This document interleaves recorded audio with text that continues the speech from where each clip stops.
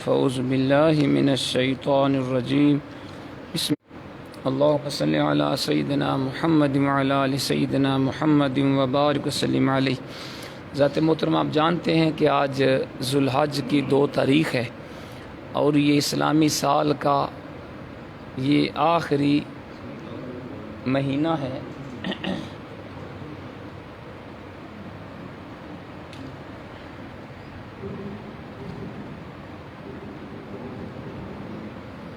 آج ذو الحج کی 2 تاریخ ہے اور یہ اسلامی سال کا آخری مہینہ ہے۔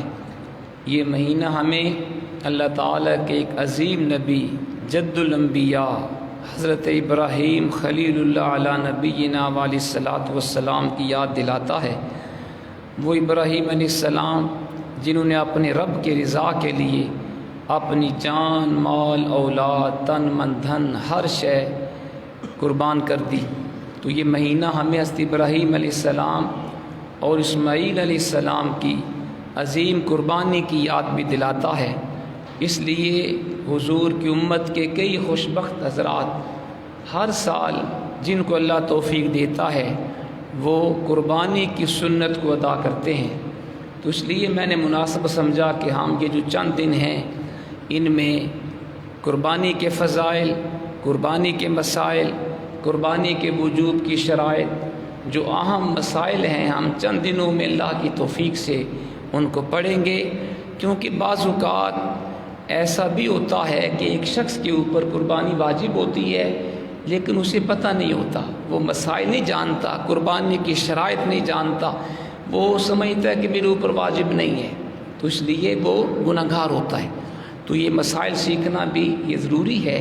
تو اللہ تعالی ہمیں یہ مسائل سیکھنے کی اور اس پہ عمل کی توفیق عطا فرمائے۔ تو سب سے پہلے قربانی کی تعریف کیا ہے اور اس کی ابتدا کب اور کیسے ہوئی؟ در مختار میں قربانی کی تعریف لکھی ہے: ذبح حیوان مخصوص بنیت القربۃ فی وقت مخصوص، یعنی مخصوص جانور کو مخصوص وقت میں اللہ تعالیٰ کی بارگاہ میں قرب حاصل کرنے کے لیے ذبح کرنا، اس کو قربانی کہتے ہیں۔ مخصوص جانور مخصوص وقت میں اسے اللہ کی رضا کے لیے ذبح کرنے کو قربانی کہتے ہیں۔ قربانی کا شرعی معنی کیا ہے؟ فتاوی عالمگیری میں ہے: وَهِيَ فِي الشَّرْعِ لِحَيْوَانٍ مخصوص بسن مخصوص یذبح بنیت القربہ فی یوم مخصوص عند وجود شرائطها وسببها، یعنی شریعت میں قربانی ایک ایسے خاص عمر کے مخصوص جانور کا نام ہے جسے اسباب و شرائط کے پائے جانے کے وقت مخصوص دن میں اللہ تعالیٰ کا قرب حاصل کرنے کی نیت سے ذبح کیا جائے۔ یہ قربانی کا شرعی معنی ہے۔ تو دونوں تعریفات کو اگر آپ سامنے رکھیں تو نتیجہ یہ نکلتا ہے کہ شرعی طور پہ کبھی تو مخصوص وقت میں مخصوص جانور کو ذبح کرنے کے فعل کو قربانی کہتے ہیں اور کبھی مخصوص جانور کو قربانی کہا جاتا ہے۔ تو یہ اس کی تعریف ہے کہ آپ مخصوص جانور کو مخصوص شرائط کے ساتھ مخصوص وقت میں اللہ کی رضا کے لیے ذبح کریں، اس کو قربانی کہتے ہیں۔ اب اس کی ابتدا کب اور کیسے ہوئی؟ قربانی اصل میں حضرت ابراہیم علیہ السلام کی سنت ہے، جیسا کہ ابن ماجہ کی حدیث ہے کہ صحابہ کرام نے نبی کریم رؤوف الرحیم علیہ السلام سے پوچھا تھا: حضور یہ بتائیں ما ھذی الاضاحی یا رسول اللہ، حضور یہ قربانیاں کیا ہیں، ان کی اصل کیا ہے؟ تو اللہ کے حبیب نے فرمایا: ہوا سنت ابیکم ابراہیم علیہ السلام، یہ تمہارے باپ ابراہیم علیہ السلام کی سنت ہے۔ تو قربانی اصل میں حضرت ابراہیم علیہ السلام کی سنت ہے، پھر ہمارے کریم آقا کی سنت بھی ہے۔ قربانی کی ابتدا کیسے ہوئی؟ مختصر طور پہ سن لیجئے کہ حضرت ابراہیم علیہ السلام نے یوم ترویہ یعنی 8 ذو الحج کی رات کو خواب دیکھا۔ کوئی کہنے والا آپ کو کہہ رہا تھا: اے ابراہیم، آپ کا رب آپ کو آپ کا بیٹا ذبح کرنے کا حکم دیتا ہے۔ یہ خواب دیکھی آپ نے۔ یہی خواب آپ نے اگلی 2 راتوں میں بھی دیکھی، یعنی نامی ذو الحج اور 10ویں ذوالحج کو بھی آپ نے یہی خواب دیکھا کہ خواب میں کسی کو سنا ابراہیم آپ کا رب آپ کو حکم دیتا ہے اپنے بیٹے کو ذبح کرو، لہٰذا آپ جان گئے. یعنی دیکھیں نا 8ویں ذوالحج کو کہتے ہیں یوم ترویہ. ترویہ کا معنی سوچنا. تو آپ نے سوچا تھا یہ خواب صحیح ہے کہ نہیں. 9ویں ذوالحج کو بھی یہی خواب آیا تو آپ پہچان گئے یہ خواب اللہ کی طرف سے. اس لیے 9ویں ذوالحج کو کہتے ہیں یوم عرفہ، پہچاننے کا دن. پھر 10ویں کو آپ نے چونکہ اپنے بیٹے ابراہیم علیہ السلام کی 10ویں ذوالحج کو آپ نے قربانی کی، اس لیے اس کو کہتے ہیں یوم النحر، قربانی کا دن. پھر آپ نے جب 3 راتیں خواب دیکھا تو اپنے بیٹے اسماعیل علیہ السلام کو بتا دیا کہ بیٹا میں نے خواب دیکھا ہے. تو بیٹے نے کہا ابا جی جو اللہ نے فرمایا وہی کریں.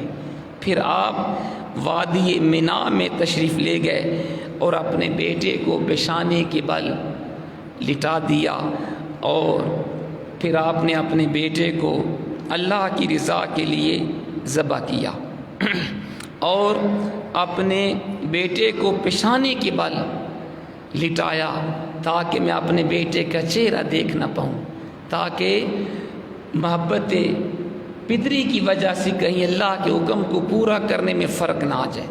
پھر آپ نے چھری لی اور جب آپ اپنے بیٹے کے گلے کے اوپر چھری چلائی تو اللہ کے کرم سے، اللہ کے حکم سے آپ کی چھری اور اسماعیل علیہ السلام کی گردن کے درمیان ایک تانبے کی پلیٹ آ گئی جس کے بعد چھری چل نہ سکی. پھر اللہ تعالیٰ نے ایک جنتی مینڈا یعنی دمبا اسماعیل علیہ السلام کو بچانے کے لیے اللہ نے وہ فدیے کے طور پہ بھیج دیا. اور پھر جب آپ نے دیکھا تو وہ مینڈا ذبح ہو گیا تھا، اسماعیل علیہ السلام پاس کھڑے ہو کے مسکرا رہے تھے. یہ ہے قربانی. تو اللہ تعالیٰ کو آپ کی ادا اتنی پسند آئی، اللہ نے قیامت تک کے لیے آپ کی سنت کو زندہ فرما دیا. یہ ہے قربانی کی اصل. اس کا پورا واقعہ بھی آتا ہے سورۃ صافات کے اندر. اللہ کریم نے فرمایا فبشرناہ بغلام حلیم، ہم نے ابراہیم علیہ السلام کو ایک بردبار بیٹے کی خوشخبری سنائی. فلما بلغ معه السعي قال يا بني إني أرى في المنام أني أذبحك فانظر ماذا ترى. جب آپ کا بیٹا اسماعیل تھوڑے بڑے ہوئے تو آپ نے کہا بیٹا میرے پیارے بیٹے میں نے خواب دیکھا تجھے ذبح کر رہا ہوں، اب تم بتاؤ تمہاری کیا رائے ہے. یہ قرآن کے الفاظ ہیں. تو آپ کے بیٹے نے فرما بردار بیٹے نے کیا جواب دیا؟ قال یا ابت افعل ما تؤمر، ابا جان جو آپ کو حکم دیا کہ آپ وہی کریں. ستجدنی انشاء اللہ من الصابرین، اگر اللہ نے چاہا آپ مجھے صابروں میں سے پائیں گے. کتنا پیارا جواب. آج کل کا کوئی بیٹا ہوتا نا اور آپ کا یہ اکلوتا بیٹا تھا، اس سے پہلے کوئی آپ کا حضرت اسحاق بعد میں پیدا ہوئے، اس وقت کوئی آپ کا اور بیٹا نہ تھا.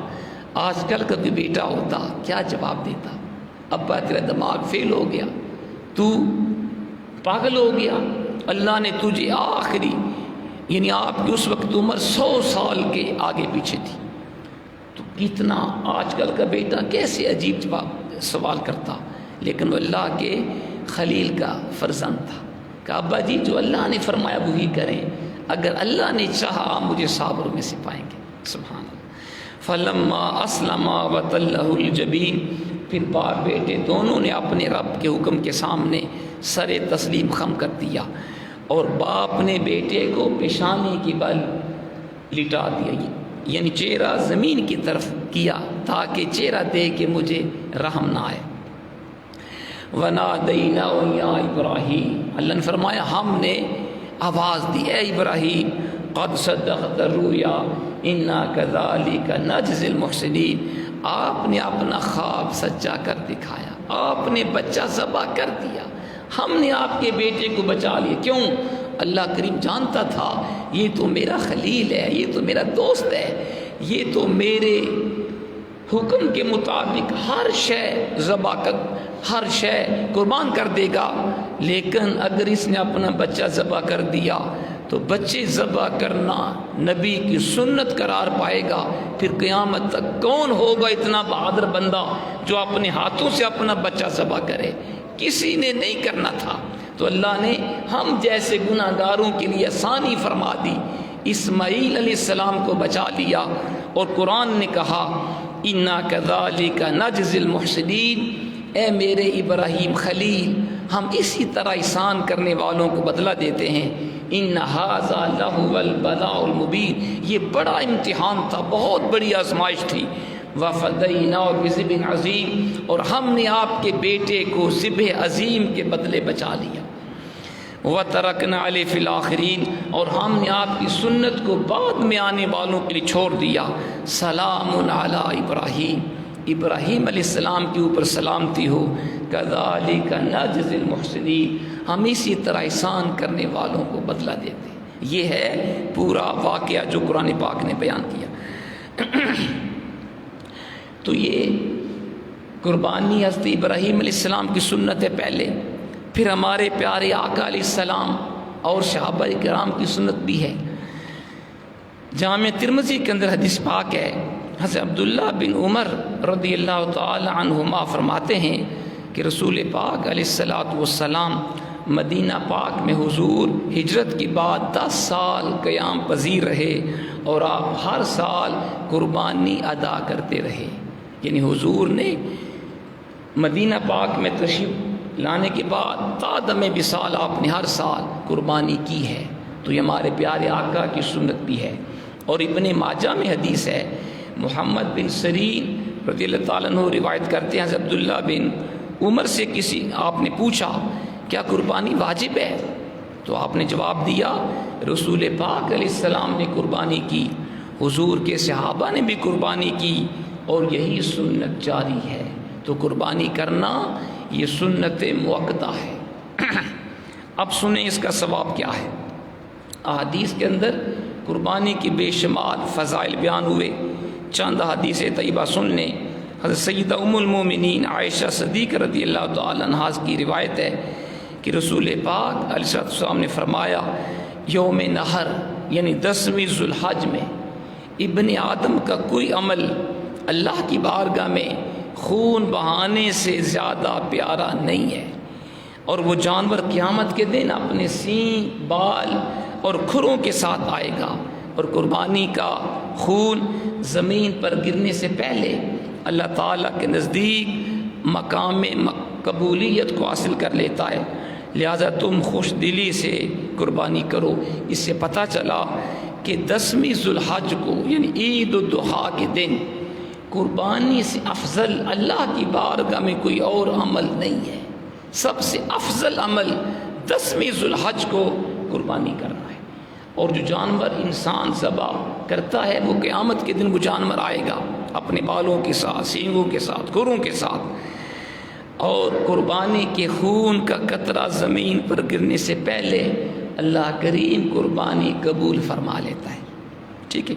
ایک اور حدیث پاک حضرت امام حسن بن علی رضی اللہ تعالیٰ عنہ روایت کرتے ہیں کہ نبی پاک علیہ السلام نے فرمایا جس نے خوش دلی سے یعنی ثواب طلب کرتے ہوئے قربانی کی وہ آگ سے جہنم سے حجاب یعنی رکاوٹ بن جائے گی۔ جس بندے نے اللہ کی رضا کے لیے قربانی کی اس کی قربانی اس بندے اور جہنم کے درمیان رکاوٹ بن جائے گی، یعنی وہ بندہ جہنم میں نہیں جائے گا۔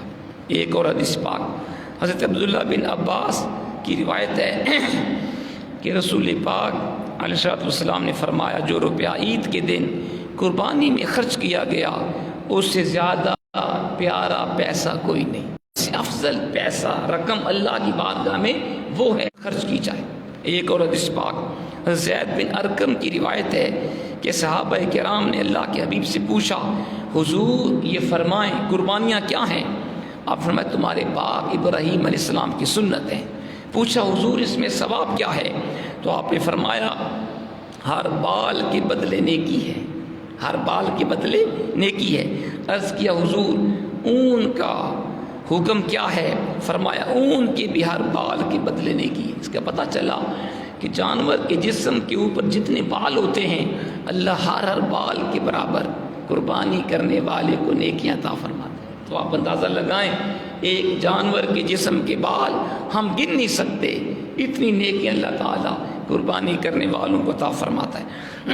حضرت مولا علی شیر خدا کی روایت ہے کہ اللہ کے پیارے حبیب نے فرمایا لوگو قربانی کرو اور قربانی کے خون میں ثواب کی نیت کرو، کیونکہ قربانی کا خون جب وہ زمین پر گرتا ہے اللہ تعالیٰ کی حفاظت میں ہوتا ہے، تو قربانی وہ قبول ہوتی ہے جو اللہ کی رضا کے لیے کی جائے۔ جس قربانی میں دکھلاوا آ جائے، جیسے ہمارے ہاں لوگ بڑے بڑے مہنگے جانور لا کر گلیوں میں بازاروں میں پھراتے ہیں تاکہ پتہ چلے چودھری صاحب نے، شیخ صاحب نے، وزیر صاحب نے اتنے لاکھ روپے کا جانور لیا۔ یہ سن لیجئے، اگر قربانی میں دکھلاوا آ گیا، ریاکاری آ گئی، جتنا مرضی قیمتی جانور آپ ذبح کریں وہ ضائع ہو گیا۔ اور بے شک چھوٹا سا جانور قربانی کی شرائط کے مطابق جو پورا ہو وہ ذبح کریں، اللہ کی رضا کے لیے کریں، وہ قبول ہوگا۔ اور بہت بڑا مہنگا جانور بھی آپ اگر دکھلاوے کے لیے ذبح کریں گے وہ قبول نہیں ہوگا۔ اور آخری حدیث پاک سن لیں آج کے درس کی، بڑی پیارا حضور کا ارشاد ہے، حضرت مولا علی شیر خدا کی روایت ہے کہ اللہ کے حبیب نے اپنی صاحبزادی حضرت فاطمہ تو زہرا سلام اللہ علیہا کو حضور نے فرمایا تھا فاطمہ بیٹی اپنی قربانی کے جانور کے پاس ذبح کے وقت کھڑی ہو جا۔ کیوں؟ کیونکہ قربانی کے خون کا پہلا قطرہ گرنے کے ساتھ ہی اللہ تمہارے پچھلے گناہ معاف فرما دے گا۔ پھر آپ نے سنو، قربانی کا جانور قیامت کے دن اپنے خون اور گوشت کے ساتھ لایا جائے گا اور اس کو 70 درجے بڑھا کر تیرے میزان میں تولا جائے گا۔ حضرت ابو سعید خدری رضی اللہ تعالیٰ عنہ نے کہا یا رسول اللہ کیا یہ اجر صرف حضور کی آل کے ساتھ خاص ہے کیونکہ وہ اس خیر کے زیادہ اہل ہیں، یا دوسرے لوگوں کے لیے بھی ہے؟ آپ نے فرمایا یہ اجر آل محمد اور تمام لوگوں کے لیے ہے۔ اس سے پتہ چلا جب جانور ذبح کیا جائے تو قربانی کے جانور کے پاس ذبح کرنے والا کھڑا ہو جائے، اس کا فائدہ یہ ہوگا جب جانور ذبح ہوگا اس کے خون کا پہلا قطرہ گرنے کے ساتھ اللہ آپ کے سارے گناہ معاف فرما دے گا۔ تو اللہ کریم ہمیں جن کو اللہ نے توفیق دی ہے، جو صاحب استطاعت ہیں، اللہ ان کو قربانی کرنے کی توفیق عطا فرمائے۔